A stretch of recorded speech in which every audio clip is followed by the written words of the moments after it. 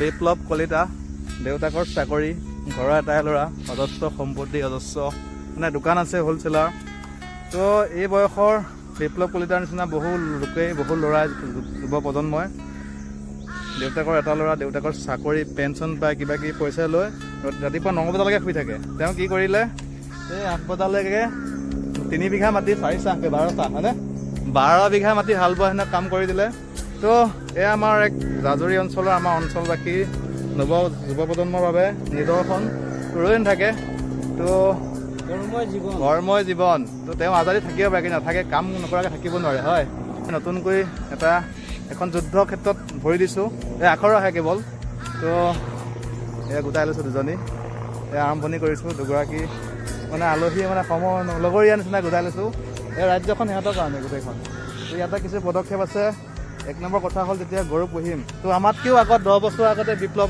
Experience তেওঁৰ পৰা কিছু শিকি আছোঁ তো গৰুজনী পোহাৰ পিছত বিশেষকৈ 1 নম্বৰকৈ খাদ্য বেংকটো মানে যদি আপুনি নিজে ঘাঁহ প্ৰডাকশ্যনটো নিজে কৰিব পাৰে তেতিয়াহ'লে আপোনাৰ মানে কি হয় বেনিফিটটো বেছি হয় তাৰমানে দুজন ফাৰ্মাৰ থাকে দুজন ফাৰ্মাৰে এজনীও 5জনী মানে এজন ফাৰ্মাৰ 5জনী সিজন ফাৰ্মাৰ 5জনী গৰু থাকে কিন্তু এজন ফাৰ্মাৰে টকা ওপৰত খেদি পেলাই বেনিফিটটো কম পায় এজন ফাৰ্মাৰে তেওঁ মানে আপোনাৰ বেনিফিটটো বেছি পায় কিন্তু গৰু সমান গাখীৰ প্ৰডাকশ্যন সমান সেইটোৱে কথা মানে আমি যদি নিজে ঘাঁহ প্ৰডাকশ্যনটো কৰিব পাৰোঁ আমাক কিনা দানাখিনি আমি খুব কম খোৱালেই হৈ যাব 30 টকা 32 টকা কেজি চাপৰ 1 কেজি গতিকে আমি যদি ঘাঁহ খুৱাব পাৰিলোঁ তেতিয়াহ'লেতো আপুনি আৰু অইন একো কেলছিয়ামৰ বস্তু তেনেকুৱা একো খুৱাব নোৱাৰে আমি এতিয়া তেখেতে কৰিছে এইটো ছুপাৰ নেপিয়াৰ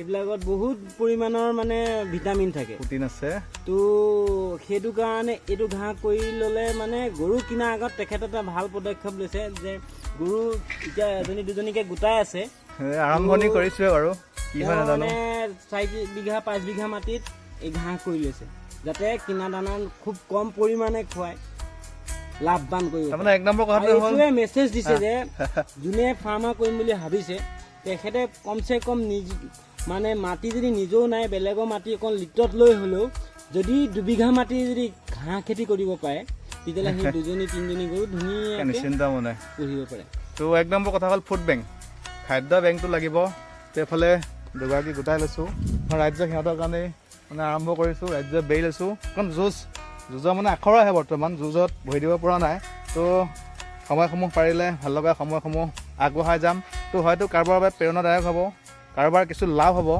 তো কি পাৰোঁ আমাৰ মানে কৰ্ম সংস্কৃতিৰ লগত যুঁজৰ ফলাফলসমূহ ভাল ৰিজাল্টসমূহ আগবঢ়াই যাবলৈ চেষ্টা কৰিম যাতে মোৰ দ্বাৰাই বা আমাৰ দ্বাৰাই অন্য যুৱ প্ৰজন্মৰ লাভ হয় কিবা এটা শিকিব পাৰে তো কৰ্মৰ জীৱনৰ ড্ৰাইভাৰ জীৱনৰ লগতে মানে কৃষি সংস্কৃতিৰ লগত যুঁজ দিব চেষ্টা কৰিছোঁ তাৰ কিছু নিদৰ্শন কাৰোবাৰ বাবে প্ৰেৰণাদায়ক কাৰোবাৰ বাবে উৎসাহ হ'ব তো চাই থাকিব আমাৰ ভিডিঅ'সমূহ এই আৰম্ভ কৰিছোঁ এই দুজনী আনিছোঁ তো কমেণ্ট কৰি জনাব যদি কোনোবাই চিনি পায় ইয়াৰ কোৱালিটি কি হয় এয়া এজনী গৰু আনিছোঁ প্ৰায় আজি 4 দিনমান হৈছে এইফালে লগত এজনী পোৱালি আহিছে তো প্ৰথম অনা দিনাখন এইবিলাক হাৰ্ডি মুৰ্ডিবিলাক ওলাই আহিছিলে তো এসপ্তাহত এইফালে খেতি কৰি লৈছোঁ খুৱাই 1 নম্বৰ কথা হ'ল যিকোনো বস্তু কৰিলেই তাৰ পালিচ খাদ্য তাৰ মানে পৰিচৰ্যা কৰিব লাগিব পৰিচৰ্যাটো মেইন মানে যত্ন কৰিব লাগিব তো এয়া যত্ন কৰিছোঁ প্ৰথম অনাখনদিনাখন 1 লিটাৰ গাখীৰ তো ক্ৰমান্বয়ে 4-5 দিনত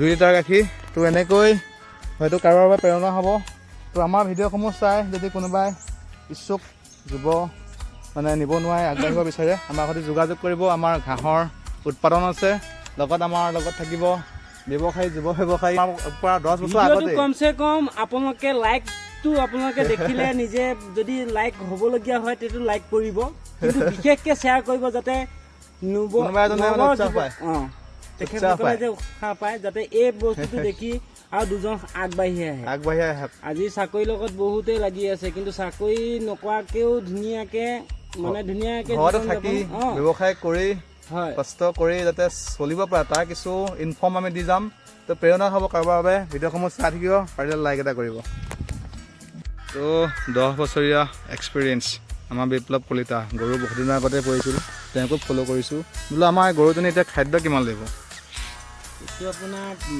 বডি ৱেইটৰ ওপৰত খাদ্যটো দিয়া হয়। বডি ৱেইটৰ ওপৰত ন? যেনেকৈ আপোনাৰ পোৱালিটো যদি 10 কেজি ৱেইট হয় তেতিয়াহ'লে তাক 1 লিটাৰ গাখীৰ খুৱায়। সেই তেনেকৈ আপোনাৰ কি হয় এই গৰুজনীৰ ক্ষেত্ৰত আপোনাৰ বডি ৱেইটটো কিমান আছে সেইটোৰ ওপৰত ডিপেণ্ড কৰি পেলাই খাদ্যটো দিব লাগিব। তাৰমানে বডি ৱেইট মানে কিলো হিচাপত হ'ব ন? হয় হয়। আৰু মানে কি হয় গৰুৰ মুখত গাখীৰ অৱশ্যে আপুনি যদি ভালদৰে খুৱাই তাই গাখীৰ প্ৰডাকশ্যন দিব। এইটো চিৰসত্য। এই কথাটো হ'ল কি ৱেইটত মই যদি মই আইডিয়া কৰিছোঁ, মই এইকেইদিন খাইছিলোঁ 13 কেজি প্লাছ খাইছোঁ মানে দানা খাতি। এইটো ঠিকে খাইছেনে বাৰু? মানে ৱেইট লৈ গৰু চাইজ লৈ খাদ্য মিনিমাম 12 কেজি লাগেই ন জাৰ্চি গৰু। তো 13 কেজি খাদ্য 30 টকা 35 টকাকৈ হিচাপ কৰিলে কিনা খাদ্য কিমান দাম। এফালে আমাৰ নেপিয়া অলৰেডি আগবিলাক বেছিয়ে, ইয়াৰ পইচা ওলাই গ'ল যিমানখিনি খৰচা হ'ল। অলৰেডি ফ্ৰী খাদ্য চলি আছে নেপিয়াৰ। তথাপিও ইয়াৰ যত্ন প্ৰতিপালন কৰিব লাগিব। আৰু এফালে এয়া প্ৰায় 3 বিঘা মাটি খেতি কৰিবলৈ আৰম্ভ কৰিছোঁ যুদ্ধক্ষেত্ৰ। তো সময়সমূহ পাৰিলে শ্বেয়াৰ কৰি যাম, কি খেতি কৰোঁ কেতিয়া কৰোঁ সময়সমূহ শ্বেয়াৰ কৰি যাম। তো ভিডিঅ'সমূহ চাই যাব। যদি ভাল লাগে লাইক কমেণ্ট আৰু শ্বেয়াৰ কৰি উৎসাহ জনাব। আচলতে ইহঁতক প্ৰেক্টিকেলি মানে কি ধৰণে শুশ্ৰূষা কৰিব লাগে, কি ধৰণে পালন কৰিব লাগে, তো তাৰ ট্ৰেইনিঙৰ নিচিনা শিকিবৰ কাৰণেহে আনিছোঁ।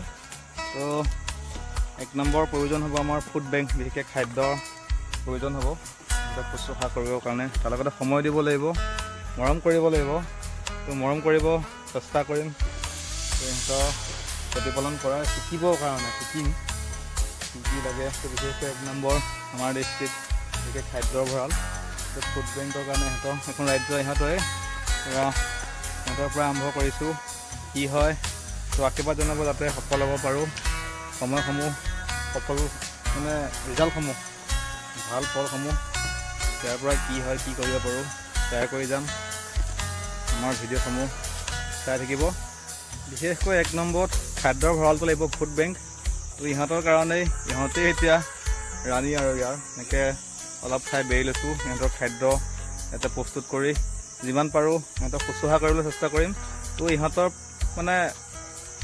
পৰাই কিছু প্ৰেক্টিকেলি নিজে শিকিব চেষ্টা কৰিম কেনেকৈ প্ৰতিপালন কৰা হয়, কি ধৰণে সিহঁতক সুস্থ কৰি ৰাখিবলৈ যত্ন ল'ব লাগে।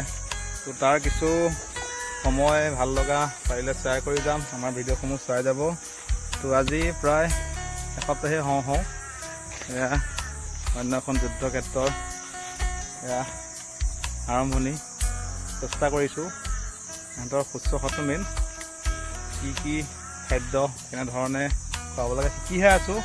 শিকিলৈ আনৰ ওপৰত ভৰসা নহয়, নিজেই চেষ্টা কৰিম ইহঁতৰ পৰা আৰম্ভ মানে প্ৰেক্টিকেলি যুদ্ধখনৰ ইহঁতৰ পৰা আৰম্ভ। ইহঁতকেই লগত লৈ এখন যুদ্ধ বুলি ক'ব লাগিব, সংগ্ৰাম। তো পাৰিলে সময়সমূহ চাই কৰি যাম। কাৰণ সংগ্ৰামত খোজ দিছোঁ মানে আখৰা হয়, ইহঁতক লগত লৈ আখৰা কৰিম, শিকি যাম প্ৰেক্টিকেলি। তো কাৰোবাৰ লাভ হোৱাকৈ সময়বোৰ পাৰিলে চাই কৰি যাম। ভিডিঅ'সমূহ আমাৰ চাই যাব, আশীৰ্বাদ জনাব যাতে সফল হ'ব পাৰোঁ। ড্ৰাইভাৰ জীৱনৰ ভাল লগা সময়বোৰ তাৰ মাজতেই মানে কৃষি কৰ্মৰ লগত যুঁজ দিব, জীৱন সংগ্ৰামৰ লগত জীৱন সংস্থাপনৰ বিচাৰি যুঁজ দিবৰ চেষ্টা কৰিছোঁ। ভিডিঅ'সমূহ আমাৰ চাই যাব।